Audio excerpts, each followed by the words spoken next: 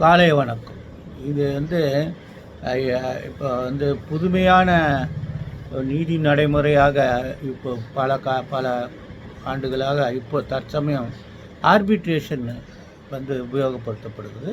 Alternative dispute resolution, நீதிமன்ற நடவடிக்கைகள் இல்லாமல் விரைவாக தீர்ப்பு பெறும் நடைமுறைக்கு தான் ஆல்டர்னேட்டிவ் டிஸ்பியூட் ரெசல்யூஷன் சொல்லுவாங்க. இதில் ஆர்பிட்ரேஷன் ஆக்ட்னு ஒன்று இருந்துச்சு, அப்புறம் கன்சலேஷன் ஆக்ட்னு இருந்துச்சு. இது ரெண்டுத்தையும் கன்சாலிடேட் பண்ணி 1996 ஆர்பிட்ரேஷன் கன்சாலேஷன் ஆக்ட் எனாக்ட் பண்ணாங்க. இது காட்டு ஒப்பந்தம், நரசிம்மராவ் பீரியடில் காட்டு ஒப்பந்தத்தின் அடிப்படையில் இந்த சட்டம் இந்தியாவில் நடைமுறைக்கு வந்துச்சு. இப்போ இதில் முக்கியமான விஷயம் என்னென்னா, எந்த ஒப்பந்தங்கள் நீங்கள் செய்து கொண்டாலும், வாடகை ஒப்பந்தமாக இருக்கட்டும், சின்ன கன்ஸ்ட்ரக்ஷன் ஒப்பந்தம், எந்த ஒப்பந்தமாக இருந்தாலும் அந்த நீங்கள் பார்த்தீங்கன்னா இந்த செல்ஃபோனு, சிம் கார்டு, இது எல்லா ஒப்பந்தத்திலும் ஆர்பிட்ரேஷன் கிளாஸ் இருக்கும். அது கொஞ்சம் அதை நீங்கள் பார்த்தீங்கன்னா தெரியும். ஆர்பிட்ரேஷன் கிளாஸ் இருந்துச்சுன்னா அதில் ஏதாவது விதிமுறைகள், ஒரு முழு ஒப்பந்தத்துக்கும் ஆர்பிட்ரேஷன் போட்டுக்கலாம், இல்லை முழு ஒப்பந்தத்தில் ஒரு பகுதியில் ஏற்படுகிற நிகழ்வுகளுக்கு, பிரச்சனைகளுக்கு ஆர்பிட்ரேஷன் போட்டுக்கலாம். அப்படி போடப்படும்போது ஆர்பிட்ரேட்டரை நியமிக்கிற அதிகாரம் உங்களுக்கு இருந்துச்சுன்னா நீங்கள் நியமிச்சிக்கலாம், இல்லை அவருக்கு இருந்தால் அவரை நியமிக்க சொல்லி ப்ரீ லீகல் நோட்டீஸ் கொடுத்துடணும். அதுக்கப்புறம் ஆர்பிட்ரேட்டர் அப்பாயிண்ட் பண்ண பிறகு அவரை அவருடைய காம்பட்டன்சியை நீங்கள் சேலஞ்சு பண்ணனா அவர்கிட்டே தான் சேலஞ்சு பண்ணணும்.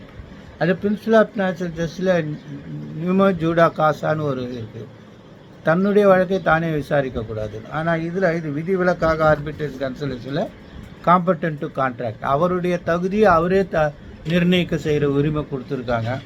இது விஷயமாக AR 2024 supreme court 4520, AR 2024 supreme court 4520. இதில் Cox and Kings limited versus SAP India private limited another, அந்த கேஸில் இதை தீர்ப்பு கொடுத்துருக்காங்க.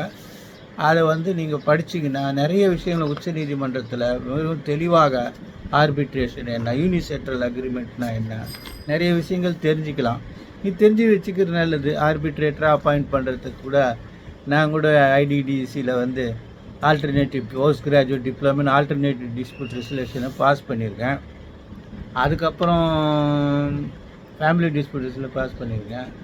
ஆர்பிட்ரேட்டரெலாம் போகலாம், எனக்கு அதிலெல்லாம் இன்ட்ரெஸ்ட் இல்லை, இந்த வேலையே செய்ய முடியல. ஏழைகளுக்கு உதவும், பணக்காரர்களுக்கு உதவுறதுக்கு 1000 பேர் லைனில் நிற்கிறாங்க.